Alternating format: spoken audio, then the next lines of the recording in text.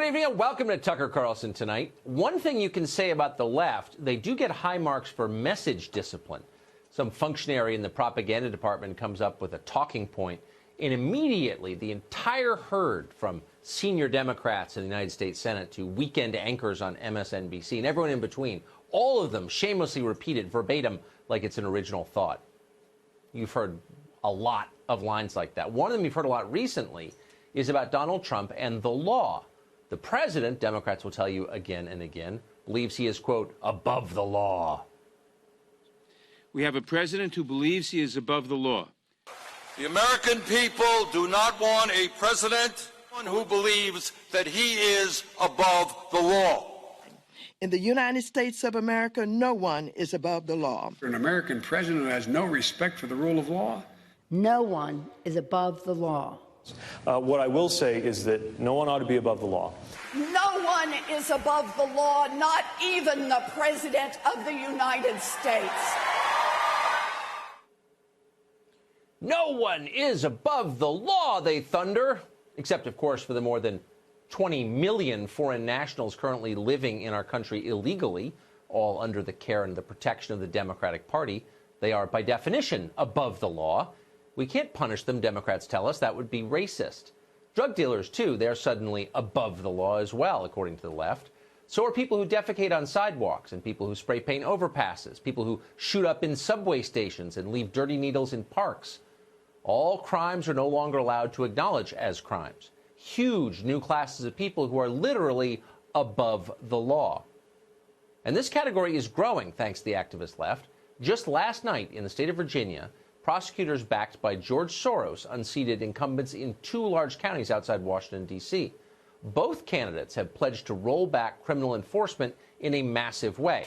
They will, among other things, abolish cash bail, stop enforcing drug laws, put more criminals back on the street. This kind of thing is happening all over the country, getting very little coverage. In Philadelphia, the murder rate is the highest it has been in a decade. Why is that? Well, a Soros-backed prosecutor called Larry Krasner stopped enforcing the law. Meanwhile, a left-wing DA in Dallas announced he'll stop prosecuting people for most kinds of theft. In Dallas, thieves are now above the law.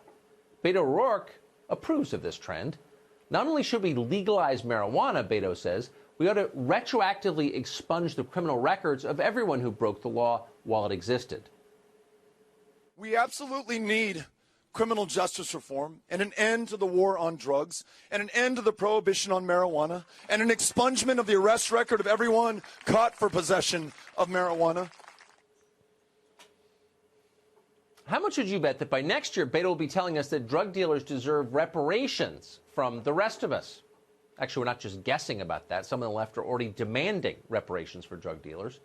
Democrats are so eager to reorder our justice system that you might imagine that criminals are driving the agenda. And, of course, that's part of the plan, too, literally. Bernie Sanders says it's time to let violent felons vote from prison. When we talk about the right to vote, that right should exist to people who are currently in jail. That is a right we must protect because we know the history of this country.